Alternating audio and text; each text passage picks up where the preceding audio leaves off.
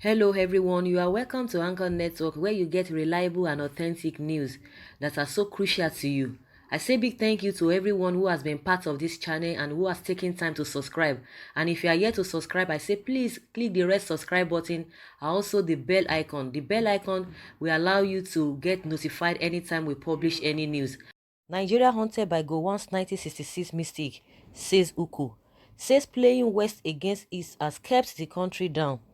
Evangelist Elias Ugochukwu Uko is the founder of the Igbo Youth Movement (IYM), Deputy Secretary of the Professor Ben Onwabweze-led Igbo Leaders of Thought (ILT) and Secretary General of the Eastern Consultative Assembly.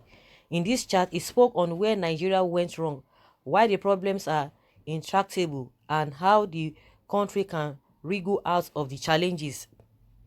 On the tension in the country over insecurity, political wrangling, protests, everybody knows the solution to our problem.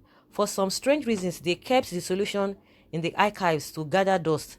I will be playing to the gallery if I spoke every day. For decades, I screamed myself hoarse to authorities on the need to reconstruct our policy through a new people's constitution that we enthrone through federalism, devolution of powers and equity, because 95% of our troubles flow from the unworkable unitary constitution inspired by the military.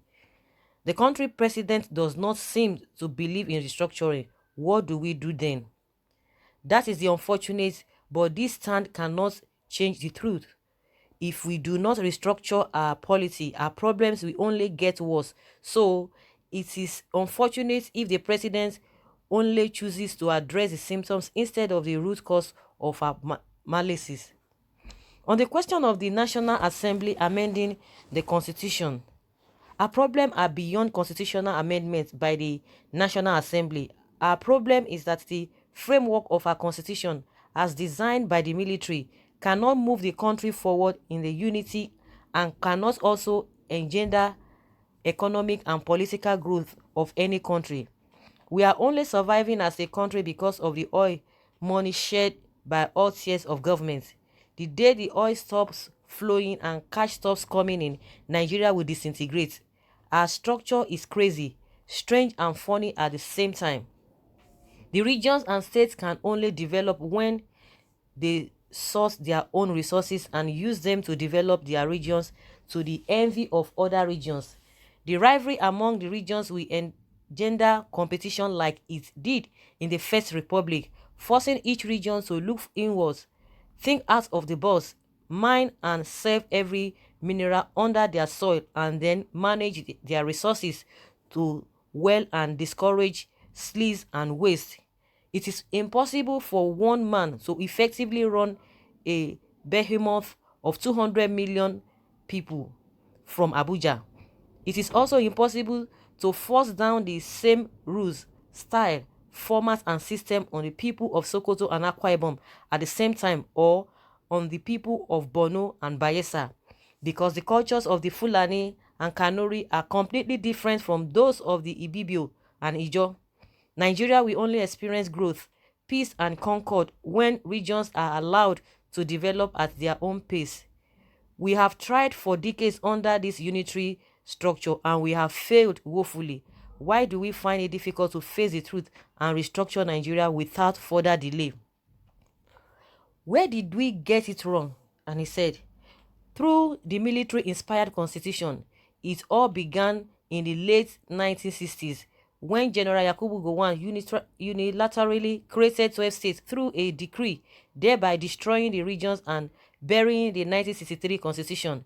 He also set up the Chief Dinner Committee that advised the central government to annex all revenues and grant states allocations according to their needs.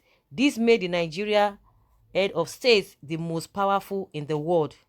Most Nigerians do not know that for the first year that General Gowon ruled Nigeria, that the revenue formula of 1963 still applied.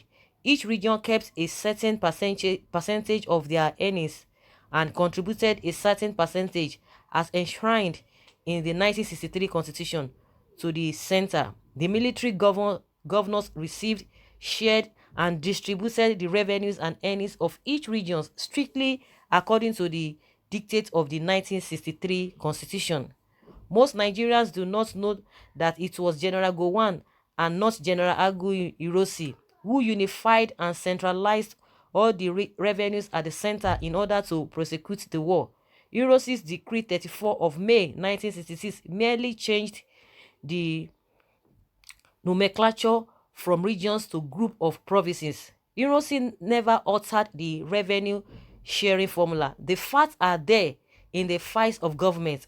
After General Gowon centralized all the resources at the center, the victorious Kabas at the end of the war, who now saw that power was so sweet, especially with oil boom, decided to make it difficult for any other region to overtake power out of their hands.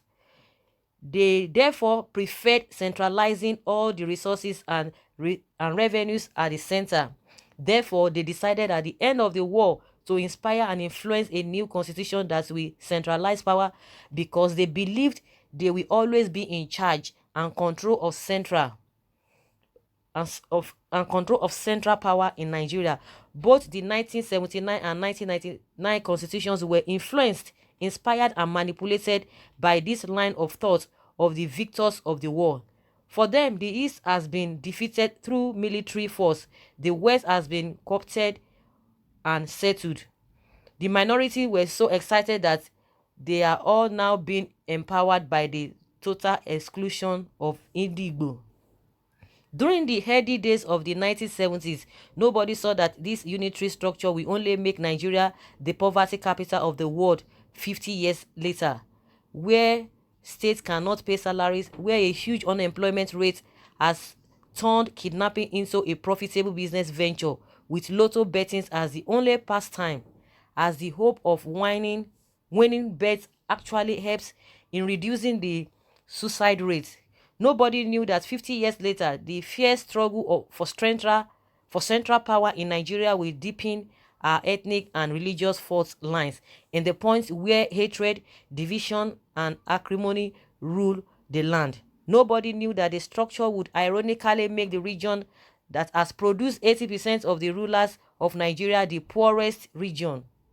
So the mistake of 50 years ago that inspired the post-Civil War constitution brought us where we are today. Everybody made mistakes, but some are so proud to accept their mistakes. For instance, the delegation led by Okoye Aripo, after their meeting with Chief Obafemi Awolowo, took Awolowo's telephone to call General Gowon to give him the good news that the chief had finally agreed to join the government. General Gowon was so elated that he gave instructions for the news to be announced immediately. As the convoy drove away from Parkland, Apapa, on their way to Dodam Barracks to report to General Gowon, they heard in the car radio the breaking news from Radio Nigeria that Chief Awolowo had joined the government to help Gowon prosecute the war. That deal consolidated the game of playing the East against the West and the West against the East when convenient for the North.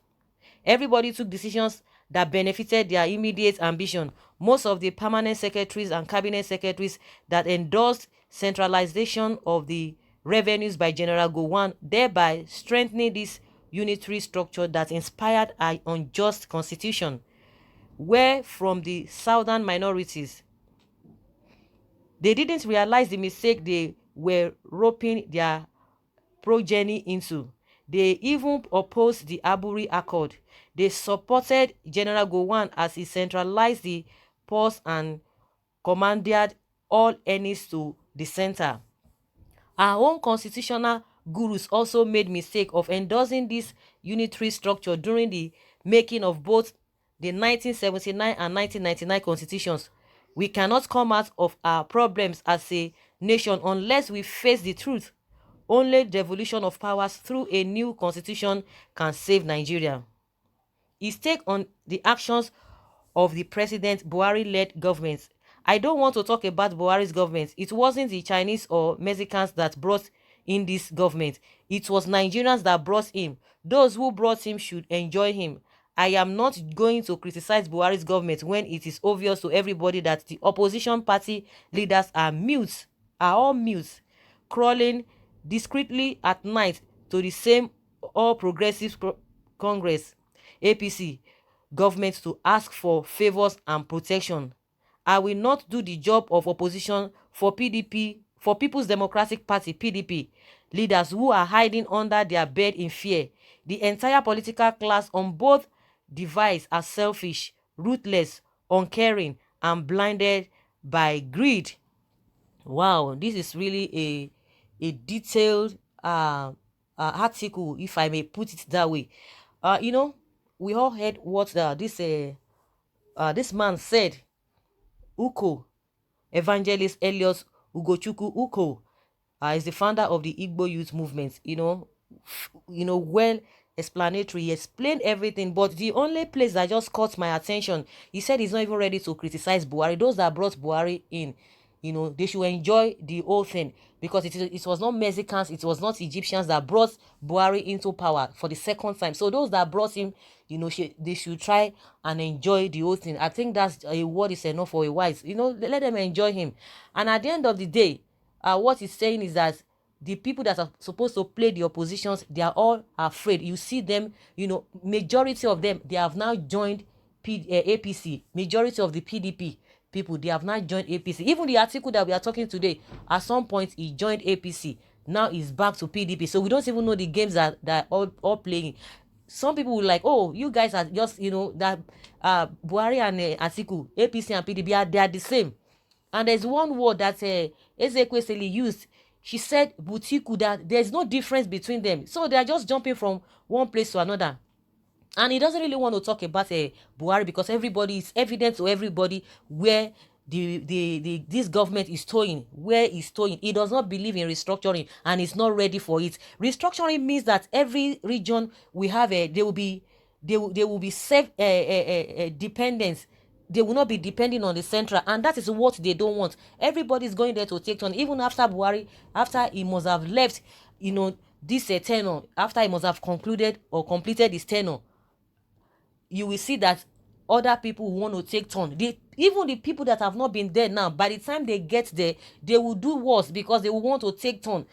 Like now, even if we talk about Buhari now, so what about even Obasanjo, even Good Luck? Okay, some people will tell you that, okay, Good Luck tried to form this confab of a thing, but maybe because he couldn't come back the second time, that was why he was unable to implement it. I don't really know how that one really worked. But what of Obasanjo? What games were they all playing?